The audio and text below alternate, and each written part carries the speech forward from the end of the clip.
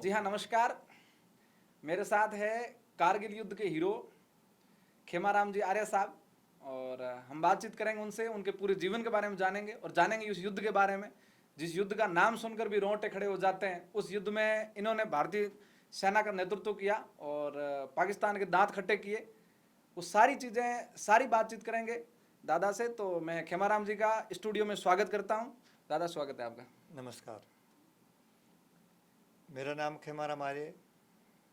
मेरा जन्म 2 जनवरी 1967 में मेरा गांव गंगासर सरली, अच्छा, जो रामदान जी की जन्मभूमि वही है। रामदान जी जाट। रामदान जी अपना में एक बहुत हमारे किसान और हमारे समाज के शिक्षा के क्रांतिकारी, वो वैसे हमारे ही परिवार के, हमारे 4-5 पीढ़ी के वहीं से वो फिर खड़ीन गए। खड़ीन में जाके उन्होंने रेलवे में रहकर रेलवे की सेवा किया, उसके बाद समाज की सेवा किया, क्योंकि उस समय समाज जो है शिक्षा और बड़ा और कई परिस्थितियों से मतलब अपने आप में जूझ रहा था। तो उन्होंने बहुत समाज की ये बहुत अच्छा काम किया।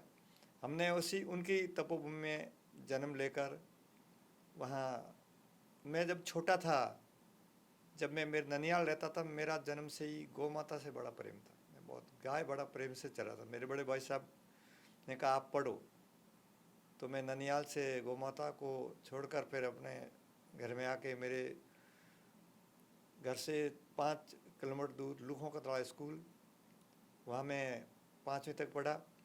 हमारे क्या पहले पढ़ाई में, अभी तो बच्चों को बहुत 3-4 साल में स्कूल डाल देते, जब हम पढ़ते थे तो बड़े बड़े बच्चों को स्कूल डालते थे। मैं 5वीं तक जब पढ़ा तो हम बरसात के दिन, मतलब कहने का 4 महीने चौमासे में हमारे स्कूल नहीं भेजते थे, पर फिर भी भगवान दया से भगवान ने इतना दिमाग दे दिया कि उसके बाद जाते तो भी क्लास में सबसे आगे, कैसे? अच्छे अंक आते। मतलब बारिश के समय में जब खेती बाड़ी होती थी, खेती बाड़ी जो है, खेती बच्चों को स्कूल नहीं भेजते, नहीं भेजते, घर का काम करो, घर का काम करो। अच्छा, खेती का, और उसमें आप सहयोग करो। हैं? और दूसरी बात, जब हम पढ़ रहे थे तो पहली दूसरी में पढ़ने वाले 20-19 साल के, पहली दूसरी में 19 साल का युवा, 19 साल के पढ़ रहे थे। मतलब बिल्कुल बस चले गए, 1-2 साल पढ़े फिर छोड़ दिया, क्योंकि मतलब इतना वो कितने साल के बच्चे को भेजना है, पढ़ाना नहीं पढ़ाना, उस टाइम बिल्कुल बहुत नाम मात्र की थोड़ी सी पढ़ाई थी। अच्छा, रामदान जी ने शुरू करके उन्होंने बहुत जोर दिया, पढ़ाई करो और नशा मत करो। रामदान जी जो है, बुजुर्ग लोग को बोलते हैं, हमारे साथ अभी एक नानगराम जी, दुगेर किस्तूराम जी भाई है, वो कई बार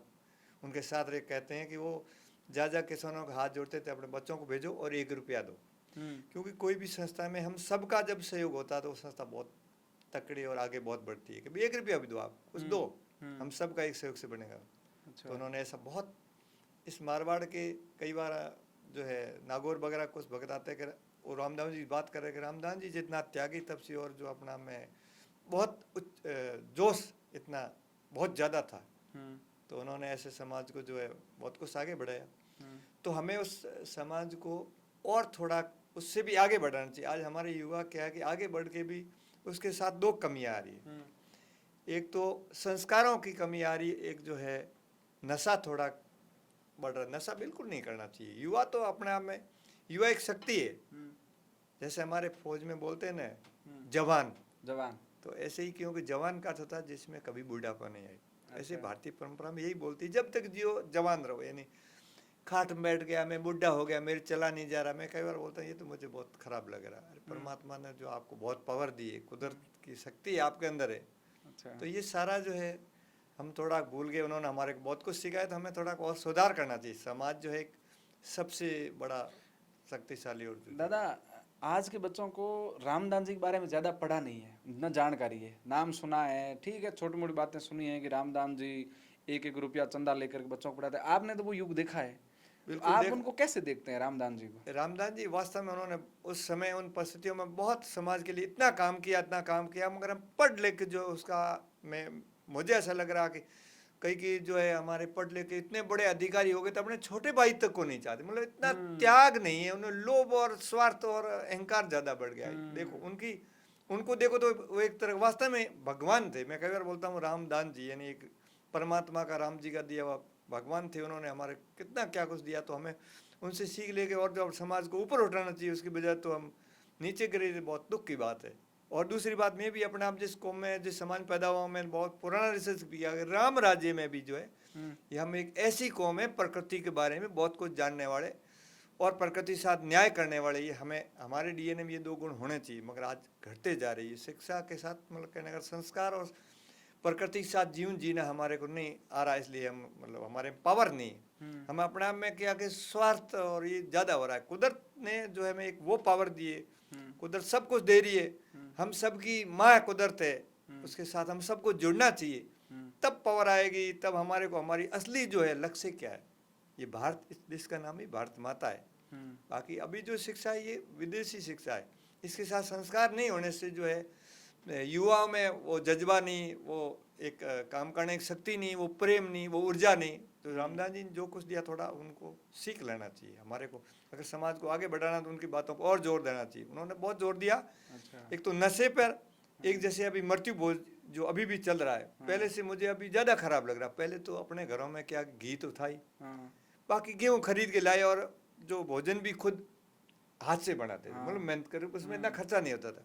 अब क्या दुनिया का पैसा तो बहुत है, मतलब क्या बाजार का घी और सब मिठाई ऐसी बना रहे जो लोग वास्तव में भोजन के बारे में पता भी नहीं। और किसी के पास तो पैसे बहुत है, किसी के पास नहीं है, तो उसके सिर जमीन बिक जाएगी तो उसके बच्चे क्या खाएंगे। बोलिए कुरीति जो है हमने कम नहीं की और बढ़ा दी, और नशा भी बढ़ा दिया। तो रामदास जी की आत्मा को मतलब कैसे हम शांति दे सकते हैं। थोड़ा सोचना चाहिए हमारे युवाओं को और हमारे सबको, बुद्धिजीवियों को, कि समाज को अगर शक्ति देनी है तो ये सारा कम करके हमें मतलब समाज को और हमारे पूरी प्रकृति जो हमारी व्यवस्था है कुदरत की, ये सारा हमें आशीर्वाद दे, हमें पावर दे, तब हमारा समाज आगे बढ़ेगा। हम सबको सीख दे सके। अब देखो पूरे भारत के, हमारे समाज के वैसे आध्यात्मिक आइकॉन हनुमान जी और शिव जी है। वो कितने बड़े वैज्ञानिक थे, वो हमारे समाज से बिलोंग करने वाले, मगर हम उनकी गणित नहीं जानते। अच्छा। हमारे कुछ एक ऐसे लोग जो समाज को आइकॉन बन के हमारे को बर्बाद कर रहे हैं, और हम खुद अपनी गणित को जानना चाहिए। पर आजकल युवा लोग मंदिर तो जाते हैं, बिल्कुल जा रहे हैं, जाना भी चाहिए। मंदिर के साथ साथ उस मंदिर में जो महापुरुषों की जो गणित है वो आनी चाहिए। देखो हनुमान जी कितने बड़े वैज्ञानिक थे। ये चीज ध्यान नहीं ये देते। मंदिर जाते हैं लेकिन शिव जी फोटो जो है खिंचाया और वहाँ नमन किया और चले आए। नमन करना चाहिए, मगर देखो उस महापुरुष की जो गणित है, मैं उस पर काफ़ी रिसर्च किया कि देखो मुझे बड़ा गर्व है कि मैं जिस कौम में पैदा हुआ हूँ, उस कौम के पूरे वर्ल्ड में एक आध्यात्मिक आइकॉन जो गुरु थे। तो ऐसे गुरुओं से हमें बहुत विज्ञान सीखनी चाहिए, क्योंकि 2050 तक फिर भारत विश्व गुरु बनेगा, और विश्व गुरु बनेगा तो उनकी गणित हमें खुद को सीखकर दुनिया को सिखानी पड़ेगी। अच्छा। फिलहाल मॉडर्न के जो उस चक्कर में पूरा वर्ल्ड में प्रकृति के साथ बहुत ज़्यादा अत्याचार, बहुत ज़्यादा छेड़छाड़ हो रहा है। प्रकृति अपना सिस्टम तो करवट तो बदलेगी। तो बदलेगी तो शुद्ध ज्ञान देने वाले को भी अपना शुद्ध ज्ञान, अपना ज्ञान हमें पहले खुद को तो लेना पड़ेगा, पर हम दुनिया को सिखाएं। अच्छा। भारत तो आपको पता कई वर्षों से गुरु है, और इस देश का नाम भी भारत माता है। मुझे आपके बारे में जानना है कि आपने इतना प्रकृति के बारे में, आध्यात्म के बारे में, शिव जी और बालाजी के बारे में आपने इतना कहाँ से सीखा, और आपने खुद पर कितना अप्लाई किया है? मैंने बिल्कुल बहुत कुछ अप्लाई किया। जब मुझे समझ आया कि मतलब वास्तव में वो बहुत बड़े वैज्ञानिक थे। इस कहते हैं कि पूरे ब्रह्मांड की गणित इस शरीर के अंदर ही है, पर वो के माँ के गर्भ से लेके शरीर छोड़ने तक एक ऋषि मुनियों गणित थी कि माँ के गर्भ में कितना ज्ञान सीखता है, उस टाइम प्रकृति के साथ कौन से शरीर के नियम चलते हैं, उसके बाद में 25 साल तक कौन सी गणित है, 40 साल तक, 60 तक, 50 तक, ये पूरी 76 साल तक। मतलब क्या कि हमारा भारत की परंपरा जो है आध्यात्मिक विज्ञान है, 16 संस्कार, 4 आश्रम, इसके बारे में वो सारा जानते थे। अच्छा। गणितज्ञ थे। मैं बहुत करीब, मैं जब से पहले आर्मी में था तभी भी मैं बालाजी और राम जी को बहुत अपने आप में मानता था कि ये क्या शक्ति है, उन पर बहुत विश्वास रखता था, आस्था थी। फिर आस्था के साथ साथ मैंने बहुत इतना डीपली गया। वो राम जी बहुत बड़े वैज्ञानिक थे, हनुमान जी बहुत बड़े वैज्ञानिक थे, राम राज्य में विज्ञान थी। मगर उसके बाद महाभारत में जो है दुकान शुरू हुई, क्योंकि विज्ञान एक होती है, दुकान कई हो सकती है, सत्य एक होता है और झूठ करोड़ हो सकते हैं। तो आजकल दुकान ज़्यादा है, सब बहुत मतलब आध्यात्मिक जो है संगठन जितने भी है बहुत ज़्यादा डिवाइड कर रहे हैं। जोड़ना चाहिए। परमात्मा एक ही, परमाणु ब्रह्मांड तक। जैसे अब कह रहे हैं कि ये छोटा बड़ा यही गुरु चला, मैं बोला यार गुरु चला दो तो होने नहीं चाहिए, एक ही है, दो तो है ही नहीं। ये दो तो मटा दो आप। अपना ऋषि मुनियों की परंपरा में तो एक ईश्वर एक ही है। हमारे अंदर सब में एक परमाणु, उसमें वो पावर है, पूरे ब्रह्मांड वही पावर, अर्थ पावर न्यूट्रल, ठीक है।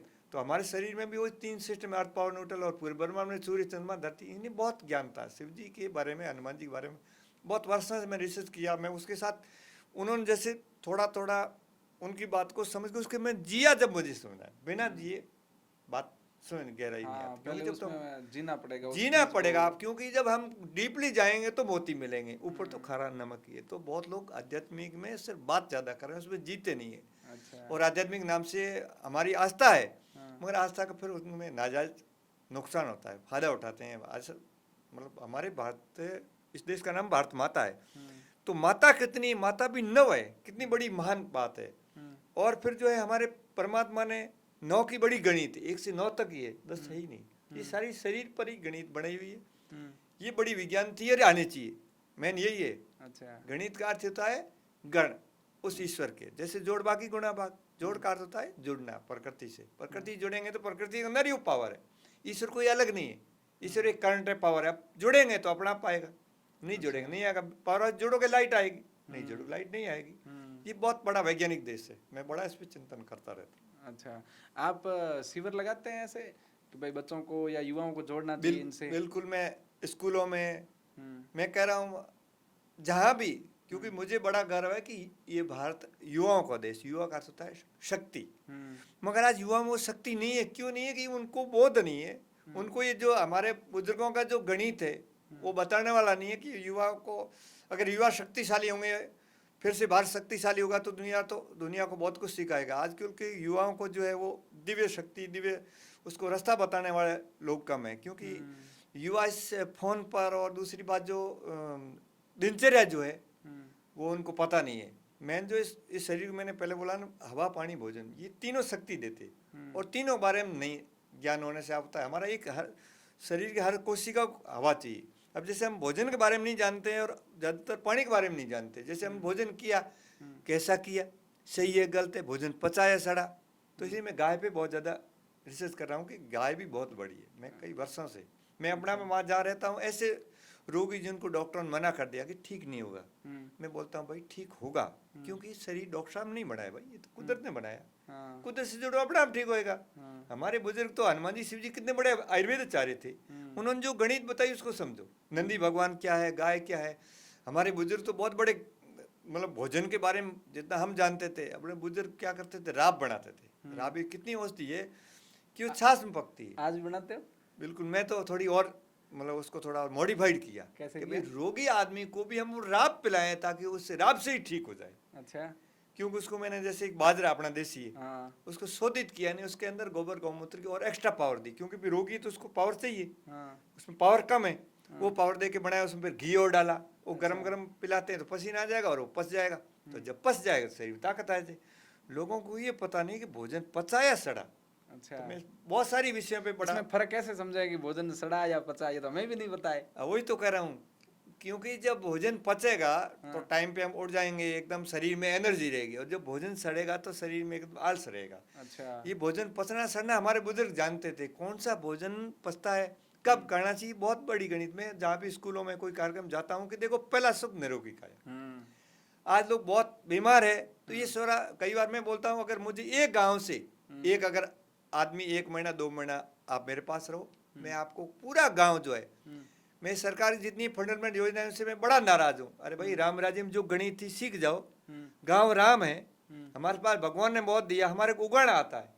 हम उस कौम के रहने वाले जो उगाना जानते थे और दुनिया को बहुत कुछ बांटना जानते थे, प्रकृति जुड़े हुए थे, और बिना उगाए तो आप खाओगे कैसे। तो इसलिए चाहता हूँ कि एक गाँव में जो है आप 1 करोड़ सरकार से ले रहे हो, 8 करोड़ आप दवाई में और जो है नशे में गमा रहे हो, ऐसा मत करो आप। हमारी प्रकृति का नियम ये, अगर आप एक दाना बोएंगे तो 1000 होंगे, और एक खा जाएंगे तो खत्म हो जाएगा। हम खाने वाला काम करें, बोने वाला नहीं करें, मगर हमारे बुजुर्ग बोते थे। यानी बड़ो, मतलब कहने का अर्थ, मुझे करीब 20-30 साल से ये जरूरी से हुआ कि हमारे जाट जिसको नाम रखा है, प्रकृति के साथ बहुत बड़े वैज्ञानिक थे। कृषि कर्म, ऋषि कर्म है, किसान भगवान है। क्योंकि एक अनाज बोएगा कई हो जाएंगे, और सबको अनाज चाहिए, भोजन चाहिए, भोजन सब कुछ, और हवा भी चाहिए, वो हवा भी छोड़ता है, और जितने पेड़ पौधे ज्यादा होंगे पानी भी चाहिए। मतलब कितने बड़े गणित के थे।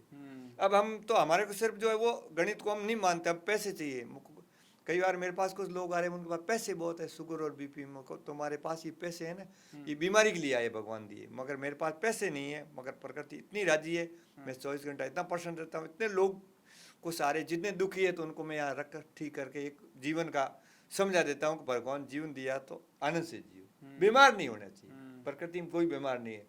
तो मुझे प्रकृति ने और हमारे महापुरुषों ने कुछ सिखाया, तो मैं चाह रहा हूँ कि सबको मिलना चाहिए। कोई भी भारत का ज्ञान, भारत का विज्ञान अपने पास है, उस पर सबका अधिकार, पूरे वर्ल्ड में जितने लोग हैं सबका अधिकार, क्योंकि परमात्मा एक ही है, सारी दुनिया उसने बनाई। जैसे हम बोलते थे वासुदेव कुटुंबकम, तो मतलब मुझे जरूर गर्व आ रहा। कुछ लोग पूछ रहे कि आप कितने पढ़े लिखे। मैं पहले पढ़ा नहीं था, पहले तो मैं पागल था, क्योंकि अंग्रेजी तो मैं अपना पागल मानता हूँ। मैं अब पढ़ रहा हूँ। कौन सा ज्ञान? जो भारत दुनिया को सिखाता था। ये विज्ञान जो है, आध्यात्मिक विज्ञान जो है, प्रकृति विज्ञान है, उसको मैं पढ़ रहा हूँ। जब अब लग रहा है कि मेरा जीवन कुछ आनंद में आ रहा, जीवन आनंद आ रहा है। अब आप प्रकृति को पढ़ रहे हो, महसूस कर रहे हो। बिल्कुल, प्रकृति माँ है, और हम जिस कौम में पैदा हुए उसका नाम ही प्रकृति के साथ जुड़ा हुआ, प्रकृति के साथ रहने वाला। दुनिया तो सारी किताबों की तरफ चल पड़ी है। किताबों में देखो कुछ भी लिख दे, मगर ये प्रकृति अपना आप में, ये ब्रह्मांड सारा सिस्टम इस शरीर के अंदर है। इसके साथ जैसे हम चलेंगे तो इसके अंदर सारा पूरा ब्रह्मांड इसके अंदर है। अच्छा। उसमें लिखने में कुछ झूठा भी लिख सकते हैं, सही गलत का बोध नहीं होगा, पर इसके अंदर सारा विज्ञान है। अच्छा, तो फिर आप कह रहे थे कि जब मेरे बड़े भाई ने मुझे बोला कि आप स्कूल जाओ, और फिर आपके बारिश के समय खेती बाड़ी में 4-4 महीने तक स्कूल एब्सेंट होती, फिर आपने कितनी तक पढ़ाई करी? मैं जो वहाँ 5 तक पढ़ा, फिर रामसर 8वीं तक पढ़ा, क्योंकि रामसर भी हमारा खेत है। हाँ। उसके बाद में फिर बाड़मेर में 10 तक पढ़ा, और 12वीं में जब मैं स्कूल में पढ़ रहा था। कौन से स्कूल पढ़ रहे थे आप? ये था हाई स्कूल। High school. जब ये कौन से सन की बात है? ये 83-84 की है। 84 की है। हाँ। अच्छा, उस समय रामदान जी यहीं रहते थे? नहीं, रामदान जी तो उस टाइम, रामदान जी तो बहुत पहले से उन्होंने सही छोड़ दिया। अच्छा, यूँ? हाँ, हमने तो सिर्फ जो उनके जीवन को सुना और सुना ही, आपने देखा नहीं है? हमने नहीं देखा। मेरे पिताजी वगैरह देखा, वो करते थे, और जो बुजुर्ग लोग जो थे, हम जो अनुसरण किया, वो बताते थे कि ऐसे खड़े थे, ऊँट पे चलते थे, और जो कुछ लोग जैसे डोडी पीते उसको उनको ये बोलते थे अपने बच्चे का घोटी मत मरोड़, मतलब इतना नशे से नशो करे, यानी कि टावर घोंटो दबावे। तो मैं भी उनकी बहुत बातें सुन के नशा और जो है मृत्यु बोझ पे मैं इतना खड़ा हूँ कि परिवार में मैं कह रहा हूँ मत करो, अगर करता तो मैं धन्यवाद, मैं भाई इसमें शामिल नहीं हूँ। मृत्यु बोझ नहीं लेते हो? बिल्कुल नहीं। मैं वहाँ, मैं कह रहा हूँ ये इतने पैसे में से आप 10 जैसे आप कुछ लोगों को 5 लाख खर्च किया, आप उसमें से 50,000 रुपये कन्या छात्रावास में, कुछ और कोई अपने समाज जहाँ विकास हो, जहाँ गौ माता के लिए, जहाँ कोई संस्कार हो, ताकि पैसा हमारा उग जाएगा, तो वो अच्छा काम है। थोड़ा हम सबको, फिर युवाओं को जो है और ज़्यादा इस काम को बढ़ाना चाहिए। फिर मैं जो है वहाँ जोधपुर में एक बार आई थी भर्ती आर्मी की। अच्छा, तो आप पढ़ रहे थे 12वीं में? 12वीं में। हाँ। वहाँ पुरखाराम जी करके हमारे डुकिया गोत्र के वहाँ रहते, तो मैं वैसे उनके गया था, तो वहाँ भर्ती का मैंने सुना, तो वहाँ BRO जोधपुर रातानाडा में वहाँ गया, दौड़ हुई। दौड़ में तो क्योंकि अब गांव में रहता होता है, दौड़ में तो आ गया। बाकी सब कुछ डॉक्टरी वगैरह सब हो गई। उसके बाद में मिलिट्री हॉस्पिटल गए, तो कान हम, तो क्योंकि हम गांव में तो थोड़ा बहुत, उन्होंने बोला आप कान में बोले फिट नहीं है, तो फिर मैं दोबारा MH गया, कान थोड़े साफ कर दिए, और तो क्या उन्होंने फिट कर दिए। और फिर जो है दोबारा मैंने दिखाया, तो फिर बोला आप फिट है। फिर मेरे को बोला आपको बरेली जाना है। अच्छा, बरेली क्योंकि हमारे जाट रेजिमेंट का सेंटर है ट्रेनिंग का। हाँ, ट्रेनिंग का। तो मैं 8 अप्रैल 1987 जो है बरेली ट्रेनिंग किया। और फौज की ट्रेनिंग तो अब तो थोड़ी चल रही, जब हम भर्ती हुए तो बड़ी टफ थी। अच्छा। हमारे को 2:30 बजे 2 बजे तो उठना पड़ता था। अच्छा। ठीक है ना, और रात को 10 बजे तक, मतलब ट्रेनिंग तो इतनी आओ था फौज की। तो वैसे फौज टफ है, तो ट्रेनिंग और भी इतनी कि सोने को भी मिलती नहीं, और खाने में भी, क्योंकि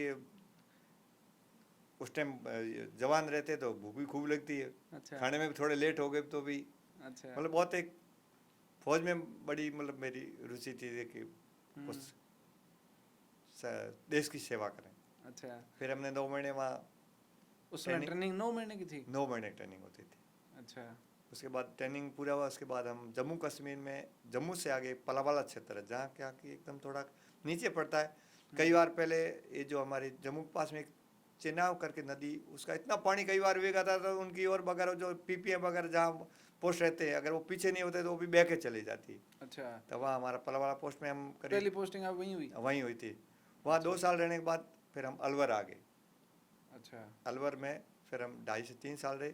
हम्म, उस समय राजीव जी की जो हत्याकांड में हो गया, तो हमारे को दिल्ली का एकदम ऑर्डर मिल गया प्रधानमंत्री फटाफट। हाँ, राजीव क्योंकि गांधी वो जी का। पहले इंदिरा गांधी जी टाइम थोड़ा हाँ, वो हो गया था, तो हमारे को शाम को मिला सुबह ही 1 महीना तक हम दिल्ली रहे। उसके बाद में लास्ट में हम पंजाब में, जब हम अलवर में थे। एक मिनट दादा, मैं रोकूंगा। दिल्ली के अंदर जब आप ये हुआ ना राजीव गांधी के साथ, ये बहुत दुखद घटना हुई, उसके बाद दिल्ली में कैसा माहौल था जब आर्मी को वहाँ डिप्लॉय किया? तो उस टाइम वैसे इतना कोई ज़्यादा खराब ज्यादा नहीं था। खराब नहीं था? इंदिरा हाँ, गांधी के समय सिखों के साथ जो हुआ हाँ, वैसा कुछ उस नहीं टाइम था? इतना नहीं था, क्योंकि अच्छा। वो आर्मी वगैरह और फिर इतने वो नहीं था। हम 1 महीना तक वहाँ रहे थे, अच्छा। फिर वापस अलवर आ गए। उसके बाद में उस टाइम पंजाब में भी बहुत खतरनाक स्थिति थी। पंजाब में जो उग्रवाद था, हम्म, तो वहाँ 6 महीने रहे, क्योंकि वहाँ की जो पंजाब के लोग जो है ना, हम्म, फौज और पुलिस का सहयोग करते थे, मगर कुछ एक जो असामाजिक तत्व थे वो बहुत ज़्यादा ऐसी घटनाएं कर रहे थे। तो हम 6 महीने रहे, तो काफ़ी जो है वहाँ प्रयास किया पुलिस वगैरह लोगों ने, तो 6 महीने में काफ़ी वहाँ का उस टाइम का एकदम अच्छा, शांति प्रिय हो गया था। अच्छा। उसके बाद हम गए थे सिक्किम में पोस्ट, जहाँ अपना चाइना का है और उसका तिब्बत का लगता बॉर्डर, नथुला पोस्ट, जहाँ पर हमारा और उसका वहाँ रोड भी यहाँ वहाँ तक, जैसे पाकिस्तान का जैसे एक रोड पार जाता है, जैसे वो अपना अमृतसर में जाता है, ऐसे वहाँ भी रोड वहाँ तक जाता है, बॉर्डर से क्रॉस होती है बॉर्डर वही से रोड? क्रॉस होता है। अच्छा। तो बड़े बड़े कलेक्टर वगैरह ये जो ट्रेनिंग करते हैं, वहाँ कई बार वो पोस्ट देखने भी आते थे हमारे वहाँ नथुला पोस्ट में। हमारी हम रहे आपने थे। नाथुला पोस्ट पे कितने साल तक हम सर्विस की? 2 साल रहे वहाँ। सिक्किम से आगे पड़ता है, हाँ, जहाँ बर्फ भी पड़ती है, सर्दियों में बर्फ पड़ती थी। हाँ, अभी नाथुला पोस्ट का जिक्र चल रहा था नेशनल मीडिया में, कोई हाँ, वहाँ अटैक हुआ था कोई। हाँ बिल्कुल। और वहाँ पर एक ऐसे कोई आध्यात्मिक बाबा जी, जिसको हरभजन बाबा बोलते, सरदार पंजाब के कोई भगत थे, हाँ, उनका भी समाधि वहाँ लोग खूब मानते थे। फौजियों की क्या है कि परमात्मा में आस्था भी और एकदम कर्मयोगी, तो उनमें अच्छा। बड़ी आस्था थी। हम वहाँ रहे।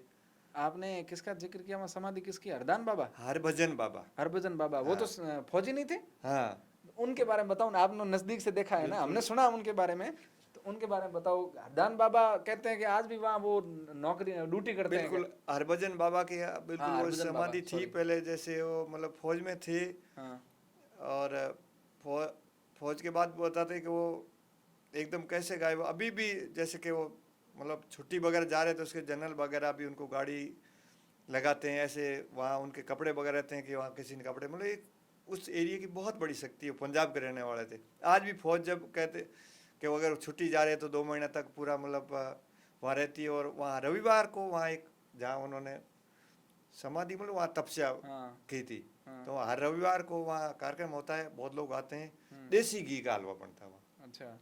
तो उस एरिया के मतलब बताते कुछ लोग के भाई, अगर वहाँ संतरी अगर खड़ा है, अगर नींद भी आ रही तो एकदम उसको लग रहा है कुछ हाँ, हमारे ये जिक्र मेरे साथ, मैं कोई फौजी का इंटरव्यू कर रहा था, तो उन्होंने मुझे बताया कि हरभजन बाबा की वहाँ ड्रेस वर्दी है, जो वर्दी उसकी धुलाई होती है, बिल्कुल। फिर उसकी हाँ, प्रेस बिल्कुल, होती है, बहुत और कुछ सुबह लोग वो लगा वर्दी सलवटें हो जाती है हाँ, उसमें, सलवटें जैसे कि होती पहन के किसी ने रखी हो गए। और जब उसके 2 महीने में जब मतलब जैसे कि अभी जा रहे हैं छुट्टी, हाँ, हालांकि वो परमात्मा में पता नहीं, अभी भी फौज भी उसको मानती है। और हाँ, वहाँ अभी अभी की बात है, मैंने 2 महीने पहले बिल्कुल पॉडकास्ट सही किया, है। तो उन्होंने बताया कि हम वहाँ जाते हैं तो अगर नींद आती है तो पीछे से ऐसे कोई मारता है, क्या जैसे किसी ने झटका दिया है कि भाई मतलब नींद कैसे आ रही है। और कई बार उनको ऐसे सफ़ेद कपड़ों में वो ऐसे दिखते हैं, मतलब वो शेरी सब मानते हैं उनकी आपने कभी बहुत। देखा, हमने सब देखा नहीं, वहाँ के लोग। महसूस किया? हाँ, आप नए नए गए तो डर नहीं लगा कि ये जैसे कभी ऐसे किसी ने कुछ दिख गया हो या अचानक ऐसा कुछ हो गया हो, तो डर नहीं लगा? ऐसा तो कुछ नहीं लगा, मगर उस एरिया में हाँ, बहुत पूरी काफ़ी बड़ा एरिया है, सब उस मानते हैं। और बड़े बड़े जनरल वगैरह भी सारा उनका वो जब उसके वो मानते हैं, और बहुत शक्ति काम कर रही है। हाँ। श्री शक्ति तो भोजन भी रखते हैं उनके लिए? भोजन का तो मुझे वो फौज साहब बता रहे थे कि अच्छा। अब उनके वहाँ भोजन रखते हैं।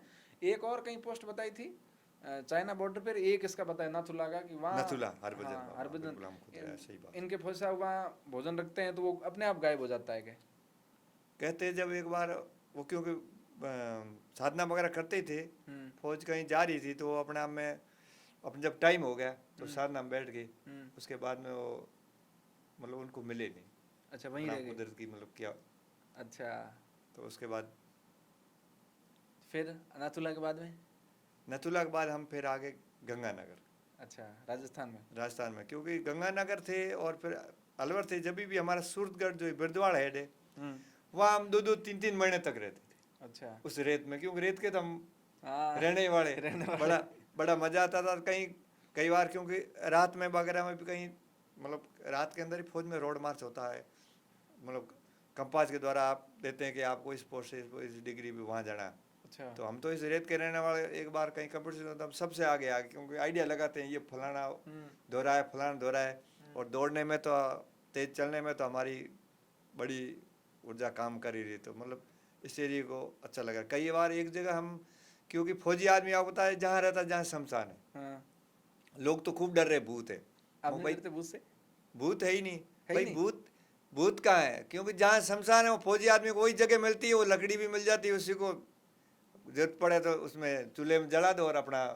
काम क्योंकि चला लो। भूत भूत उस ना समय गैस वैस ये नहीं थे आर्मी के पास में? बहुत पहले कम था, मतलब जैसे ट्रेनिंग वगैरह हम जा रहे तो कहीं लकड़ी वगैरह मिल गई तो कहने का तो वहाँ रहते, तो वहाँ बढ़िया जगह दोनों आराम से रहने के। अच्छा। कई कई बार एक बार जब सो गए तो सुबह देखा तो, क्योंकि वो दफनाते तो मिट्टी की बना तो रखी है, हाँ। पर फौज फौज जहाँ रहती है भूत बात तो, क्योंकि सिर्फ ये भूत का क्या है कि हमारे छोटे जब होते हैं ना, हमारे मतलब क्या कि मन में डाल देते हैं, अच्छा। हमारे संस्कार में छप जाता है। हाँ। हालांकि क्योंकि बच्चे को एक तो जो है भूत की कहानी, और एक छोटे बच्चों को कभी भी जो है डराना नहीं चाहिए, हुआ या खा जाएगा। हाँ। क्योंकि बच्चे को जितना छोटा बच्चा उसको आप मतलब बहादुरी की, वीरता की ऐसी कहानियां भी सुन, जैसे जीजाबाई ने शिवाजी की सुनाई थी, और जो प्रकृति के मतलब नियम के खिलाफ उनको ऐसी नहीं सुनाना और बताना चाहिए, क्यों बच्चे के उसमें संस्कार हम छप जाएगा तो फिर जिंदगी पर कायर और कम। मैं कई बार बोलता हूँ आप, भूत कभी नहीं होता है, किसी ने देखा भूत रात को, क्योंकि अंधेरे में अपना आप कुछ दिखता है। तो इसलिए भूत नाम की तो ये पंचभूतों से बना हुआ शरीर, ये तो पंचभूत तो है ही। अगर हम इसके साथ आराम से जिएंगे तो आप प्रकृति खुश रहेगी, इनके साथ सही नहीं जिएंगे तो प्रकृति सजा देगी। बाकी भूत तो कुछ ऐसा हमारे से सुनने आया। अच्छा, फिर आप गंगानगर के बाद? गंगानगर के बाद हम चले गए श्रीनगर के पास ही है खेरू, एक ब्रिगेड रहता है वहाँ। करीब हम 1997 में हम चले गए दिसंबर में। वहाँ रहते हुए 98 में भी एक बार हमारे को वहाँ, जहाँ कारगिल उस 2 महीना वहाँ रहे थे। कारगिल से पहले सोनामार्ग, जहाँ सोनमर्ग जो अभी लोग बर्फ है हाँ घूमने बर्फ जाते है, हैं वहाँ वो। से जो अपना अमरनाथ के लिए 2 मार्ग है। हाँ। एक तो उर्ली साइड जाना था वहाँ नीचे वाला, और उधर वो 16 किलोमीटर 31 किलोमीटर। तो वहाँ हम 1-2 महीने रहे, वहाँ तो मौसम तो बढ़िया रहता। फिर वापस आ गए। फिर 1999 में जो है मैं खुद छुट्टी पे था, क्योंकि मेरे पिताजी का स्वर्गवास हो गया था। अच्छा। मार्च में मैं छुट्टी आ गया था। छुट्टी पे रहते रहते जो मेरी 2-1 दिन छुट्टी थी, 26 जो है मई को युद्ध हुआ। ये कि जो हमारे भीखाराम जो है, शहीद भीखाराम, ये हमारे ग्रुप के फोर्स जाट के। अच्छा। तो वहाँ क्या कोई पलटन आती थी बिना देखे चार्ज ले लेती। जो फोर्स जाट भीखाराम पलटन वहाँ आई तो उन्होंने जो वहाँ का एरिया बिना देखे, हम भाई चार्ज नहीं लेंगे। कैप्टन सौरव गांगुली और ये जो थे, ये वहाँ अपने क्योंकि एरिया को देखने गए, तो अपने एरिया में मतलब कुछ कारण जो है, जहाँ अपना एरिया वो पाकिस्तान की फौज ने वहाँ के पूरा अपना मोर्चे वगैरह बना लिए थे। उनकी क्या मंशा थी उस टाइम, वो सब था कि हिंदुस्तान का पूरा जो आगे का ले वगैरह इसको हम कटअप करते हैं। हमारी जो हाईवे रोड आगे ले तक जाती है वो नीचे पड़ी, ऊपर उनके पोस्ट है। तो वहाँ बैठ गए थे उस टाइम। 1 साल पहले हम जब गए तो हमारी जो कानवाई जो आगे सप्लाई वगैरह जो भोजन वगैरह लेके जाती थी, वो रात में जाती। अब दिन में जाए, रात में भी लाइट नहीं जलाए, लाइट जलाए तो ऊपर से बम गाए। अच्छा। हाँ, धीरे धीरे निकलती थी पैदल? मतलब गाड़ियाँ धीरे धीरे। अच्छा, गाड़ियाँ बिना लाइट के? हाँ बिना लाइट के। दिन में जाए तो ऊपर से दिखे, ऊपर बम बरसा दे। मतलब बहुत दिन मतलब फिर जब जो फौज जाट के उन्होंने उनको भेजा, तो क्यों तो उनकी पाकिस्तान आर्मी थी, तो इनको पकड़ लिया। और उनको होता है बहुत दुर्द, पाकिस्तान आर्मी उनको किसी अपने सैनिक को पकड़ती। बहुत सौरभ कालिया और भीखाराम के बारे में विस्तार से मुझे जानना है कि आप उस समय वहाँ थे? मैं उस टाइम मतलब छुट्टी पे था, पर कांड हुआ मई में था। अच्छा। ठीक है नहीं। और जो मतलब कि जो उनकी जो डेड बॉडी भी जो कई दिन पहले चला था, जो ऑपरेशन करने गए तो 5-7 जो खत्म हो गए थे। फिर हमारे को जब युद्ध 1 महीना बाद लाए तो मतलब शरीर होता है इतना गल गया, इतने कीड़े वगैरह पड़ गए थे। अगर आदमी मतलब क्योंकि मनुष्य शरीर सड़ने से बहुत ज़्यादा वो मारता है, तो वापस क्योंकि पूरा डॉक्टर वगैरह उसका निरीक्षण किया तो जहाँ हम पड़ोस में थे तो 2-3 दिन ऐसे लग रहा अंदर एकदम वो आ रही है। अच्छा, आप यहाँ घर थे, आपको सूचना कैसे आई कि युद्ध सूचना शुरू हो मतलब क्या गया? कि रेडियो में आ गया, फिर सभी फौजियों की जो है छुट्टी रद्द कर दी गई है। और अच्छा। आपको तो 25 को आया, हाँ, तो मैं 27 चल गया, वैसे 29 तक मेरी छुट्टी थी। हाँ, मैं वापस खैरू पहुंच गया। खैरू मैं तो पूरी पलटन वहीं थी, हाँ, हम वहाँ पहुंच गए क्योंकि 26 को चल दी। उसमें क्या कि हमारे करीब 10 से 12 पोस्ट थे। हम्म, 10 से 12 पोस्ट, एक पोस्ट मतलब जैसे हमारे 17 जाट है, हम्म, सेकंड राजदीप थी, गंडीडेर थी, और भी गोरखा थी, जैक थी। एक एक को भाई कि भाई आपको टाइगर हिल लेना है, आपको ये पोस्ट लेना है। तो सबको उस टाइम जो बोफोर्स जो है ना, राजीव गांधी ने जो बोफोर्स का जो घोटाला किया भी था, काफी फेमस हाँ, था। मगर वो किया जो था बोफोर्स उसमें बहुत कामयाब हुई। बोफोर्स अच्छा, नहीं हो तो बड़ा कठिन था। बोफोर्स उस तोप से तोप से क्या करते, जहाँ जो पोस्ट वो पाकिस्तान फौज बैठी थी, वो जहाँ गिरती थी न, पत्थरों को भी तोड़ के इतने इतने बढ़ा देती थी। वहाँ फिर कुछ व्यवस्था नहीं था। उसके बाद अच्छा, इतनी ताकतवर थी इतनी बोफोर्स? बहुत काम करती थी, उसमें ऑटोमेटिक सिस्टम था। पहले अच्छा। जो हमारी गनें थी हाँ, पुरानी जो है, उसमें क्या कि जितना एकदम गोली एकदम सीधी जाएगी, जितनी पहाड़ी आ गई तो टकरा जाएगी। उसमें क्या सिस्टम है, आप जहाँ मतलब उसको पटकना चाहते हैं, ऑटो सिस्टम उसमें लगा हुआ है कि जहाँ एकदम ऊपर जाके ऐसे वापस ऐसे पड़ने की बड़ी बहुत अच्छी व्यवस्था थी। इसलिए जहाँ वो चाहते थे आगे ओपी बैठता है कि वहाँ पटकना है, मतलब बहुत अच्छा कारगर सिद्ध हुई। अच्छा, उसके बाद में मतलब सभी पलटनों ने अपना अपना टास्क मिलते मिलते जो हमारे को सबसे लास्ट में मिला, हमारे को 4 जुलाई को हमारी पलटन सबसे लास्ट मिला। दूसरी बात, हमारी पलटन 4 जुलाई को मिला, वहाँ उनका पाकिस्तान की ज़्यादा आर्मी थी, मोटर पोजिशन कार, तो उनके पास बड़े हथियार थे। और बड़े हथियार ऊपर से बैठे, उन्होंने पूरा बनाया हुआ घर है। वो कितनी हाइट में थे आपसे? वो हमसे करीब काफ़ी 400-500 चोटी पे थे, और हम नीचे पहाड़ी पे थे, और पहाड़ी एरिया में मोर्चा भी नहीं बना सकते। मतलब जहाँ युद्ध हुआ था, ये जब देश आज़ाद उस टाइम भी वहाँ इतनी ठंडी और इतना कठिन होने के कारण सीमा मतलब गर्मियों वहाँ 2 महीने ऑपरेशन मतलब ट्रेनिंग होती थी, देखती थी, ऐसे ही रहता था। अच्छा, खाली छोड़ते थे? खाली छोड़ते थे। इतनी ठंडी रहती थी। अब जब युद्ध हुआ था मई जून में, उस टाइम भी एक तो वहाँ ऑक्सीजन कमी, और एक जितने भी अभी अपन सर्दी में भी जितना नहीं उठते उतना वहाँ बिस्तर भी रखना।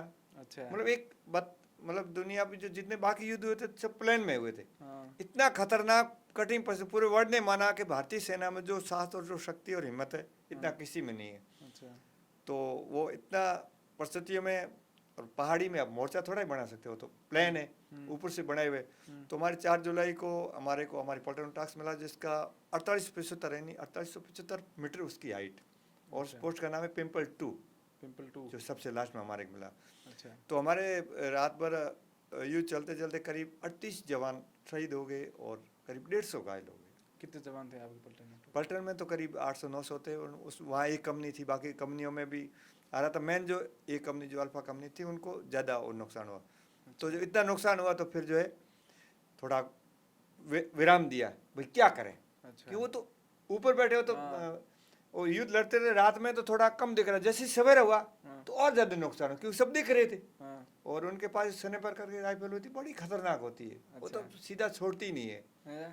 तो मतलब जब जैसे प्रकाश हुआ ना एकदम 4 बजे 5 बजे जैसे चौंध रहे हो, तो उस टाइम तो और ज़्यादा नुकसान हुआ। तो फिर ज़्यादा हुआ तो फिर थोड़ा सोच के पीछे लेके, फिर पीछे से लेके जहाँ उन्होंने पूरा अड्डा जमाया था, पीछे जाके उनको पूरा पीछे से, वो तो आगे देख रहे थे, और हमारे 2 कंपनियाँ जाके उनको जिंदे पकड़ के, और एक आधा ख़त्म भी हो गया, और फिर दिल्ली तक बोझा। ये क्यों नहीं, तो उससे पहले हमारी पलटन से पहले सब पाकिस्तान मुशर्रफ कह रहा था ये हमारी उग्रवादी है, मतलब अच्छा, थे उनके स्वीकार आर्मी, नहीं कर रहे थे वो? मान नहीं रहे थे। अच्छा, ठीक है, उन्होंने पकड़ के भाई उनके पूरे पकड़े ड्रेस हथियार डॉक्यूमेंट, ये क्या है। हाँ, जब जो है वो फिर माना किया है।